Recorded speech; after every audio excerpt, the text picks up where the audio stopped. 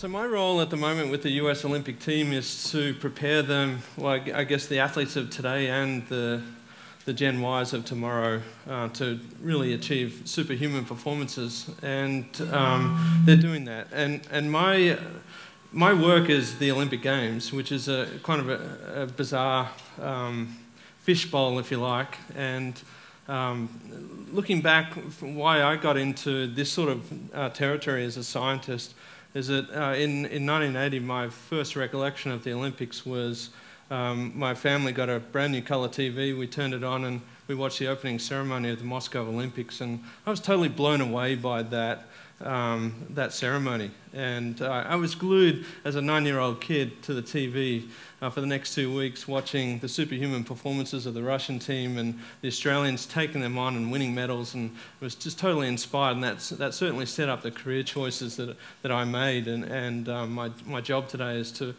to help prepare those guys to achieve those same things. So just looking at the future of Olympic sport, what does that look like to me? I want to just flash back a little bit and show you a film clip here.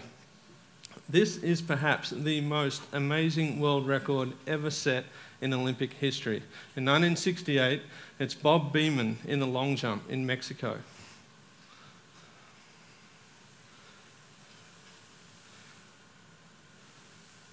So he jumped a staggering 8 meters 90. Now you have a look, he doesn't even know what he's done, he's just cruising around, he's a cool dude. But just to put that in perspective, this jump would have won the Beijing Olympics by 53 centimeters. An extraordinary superhuman performance.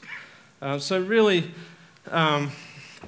when looking at these performances and what they are going to look like tomorrow, I mean, this world record, by the way, was beaten by Mike Powell in 1991 and Carl Lewis in Tokyo. And they were jumping on a track that was super hard. And we nicknamed it the magic carpet because they smashed so many world records and now they regulate it. So technology kind of interfered with that kind of natural thing of a superhuman performance here. But every time, every distance, every height, every performance that once looked unbeatable on the international stage has now been beaten.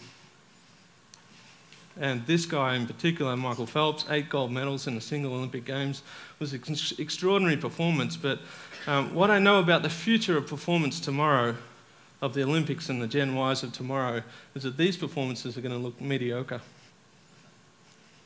History says that, it does.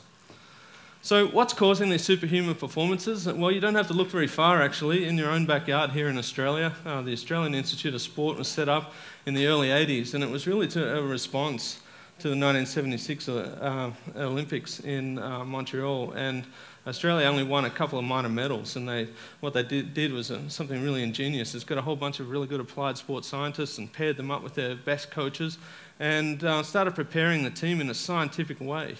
And eventually, by the time Sydney and Athens came around, they were 4th on the medal tally, which is an extraordinary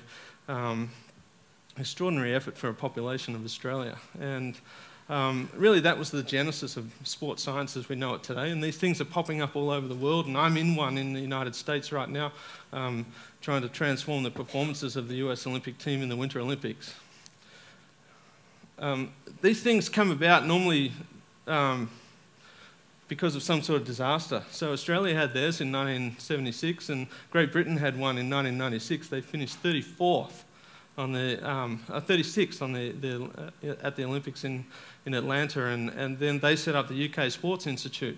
They did something really smart. They hired about 30 Australians, dragged them into the Great Britain system, and within a couple of Olympic cycles were already performing amazingly, and they've actually gone into the top 4 themselves in preparation for London. So really interesting trends that are going on in world sport. So how do we achieve these creative breakthrough performances? I want to talk to you about something that I learned as part of my PhD in aerospace engineering. I sat down to dinner one night with 2 of my supervisors, Ian Bates and Lachlan Thompson, here at RMIT, and they sat me down and said, look, don't just work in the now. Don't just keep doing what you're doing with elite sport, and you'll have a nice career, but you won't do anything really quite, you won't break through many amazing barriers. Don't go out into the future and work on technology that coaches and athletes and and not asking for. They said, what you've got to do is stand out in the future and say, how do you want to operate? How do you want to prepare those athletes? And then look back and say, what are the things that are stopping us from doing that right now? And work on those barriers. So the key take-home thing, the thing that changed my career in working with elite sport, was to actually work on the barriers. And don't do it alone. I want to talk about a couple of projects that we did with the US Olympic team. This is the first kind of public display of some of the work that I do for those guys. And one of the barriers that I took on was with a sport called Nordic Combined. And Nordic Combined, you probably don't know too much about it, but it's like a big ski jump, like Eddie the Eagle. And if you jump into first place, everybody, you start first, and then you do a cross-country ski race. And so everyone's trying to catch the guy out in front. And it's a really exciting sport. And in the US, we have really good cross-country skiers, but they're not so good at ski jumping. And we figured out that if we could get our guys to jump into the top 10, and we'd probably win a medal. So the key barrier then when we looked at that is we don't really understand how to enhance a suit of this ski jumping. And so we really had to go back and say, well, how do fabrics fly? And that was the key barrier. So the first thing we did was we tackled a small experiment, which was getting the suits to actually fit. You're allowed to have a 6 centimetre gap around your body with these suits. Otherwise, we'd make huge bat suits and fly them into the car park, right? So there's some rules. So what we did is we scanned all these athletes in a 3D scanning lab and made avatars. It's not just about the movie. We have made real-life avatars, and this is our Nordic Combined team standing in their underwear, their helmets, and their boots. It's not a good look. We then did this. We took it into some software program, and we're actually going to build a suit here. And this is how we build a suit in modern-day sports science. And we have actually the Olympic champion here, Billy DeMong, that's his avatar. And we're running a computer simulation here to see if this suit actually fits. And so we'll then put in the seams.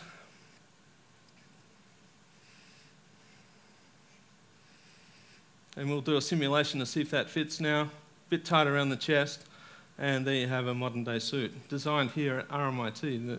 It's quite an irony that the suits for the US Olympic team were made right here in Melbourne. But it's a kind of great breakthrough in technology. And the long story short, we actually we got all of those avatars and we put them into a supercomputer network. In the same way that we designed planes and missiles, we wanted to study how airflow flies around these guys. And we've unlocked images never seen before on how the guys go in the in-run before they take off. And then these are real-life avatars that we actually flew and designed the suits and studied aerodynamics.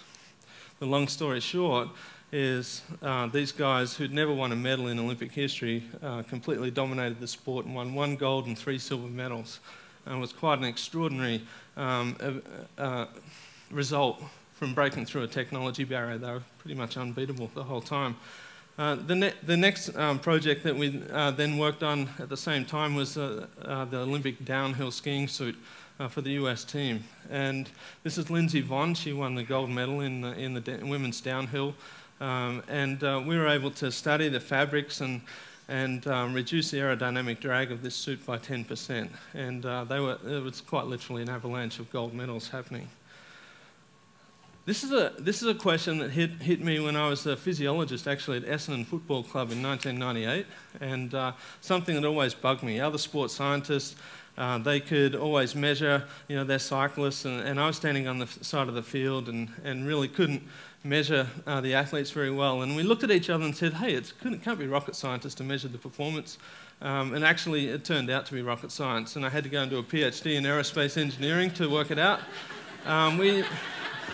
We developed a little chip here that went on the foot of the athlete. It's a bit bigger than a 10-cent piece. It's a missile guidance system. We used some astrophysics and were able to calculate where they were going. It'd track how they were running, and if they kicked the ball, it'd analyse their technique. And so, again, another example of and now you can buy these things. It's amazing. Sensors are here in elite sport, and we're using them every day behind the scenes with our Olympic team to transform our understanding of performance and really enhance their preparation.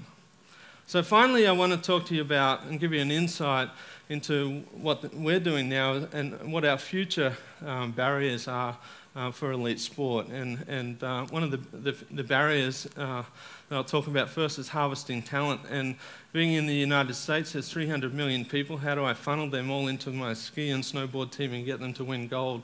And it brings up a really interesting question. Do you have to be African to win the marathon? And scientists, since they've mapped the human genome, have been studying and looking for the elite athlete gene.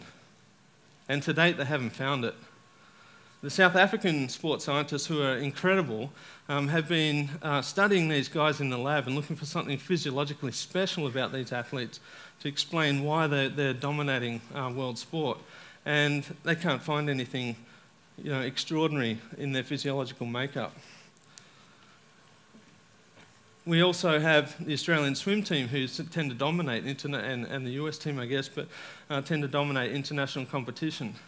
And what we're finding, and what the research is all pointing back to, is that it's really coming back to environment. If you've got a lot of runners, you'll find a good runner. We have a lot of swimmers here in Australia, you'll find a good swimmer. And so that's really exciting for me, because it means the game's on to create systems, and my role in the United States, to create systems to encourage kids to play sports that they're not only interested in, but also physically and physiologically suited to. And could you imagine if we, packed the talent into our teams and really enhance that talent identification system? And there's definitely there's talent search programs going on all around the world, but if we really systematically do this, we could see some amazing superhuman performances of the future. The other one is the data explosion. A couple of years ago, we started to systematically put sensors and get all the performance data coming in on all of our athletes, and all of a sudden I was buried in data on elite athletes, and that was a real struggle for me.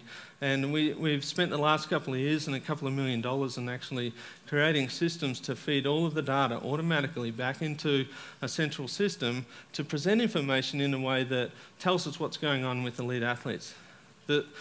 We talk about industrial revolutions in sports science and talent identification. If we can figure this one out and how to manage athletes and make really great decisions, then that truly could transform performances to a whole nother level.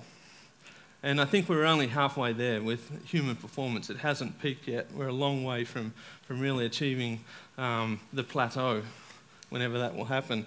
These are the athletes that I work with, and the interesting thing is that they simultaneously perform all over the world at the same time. So I have distance as well.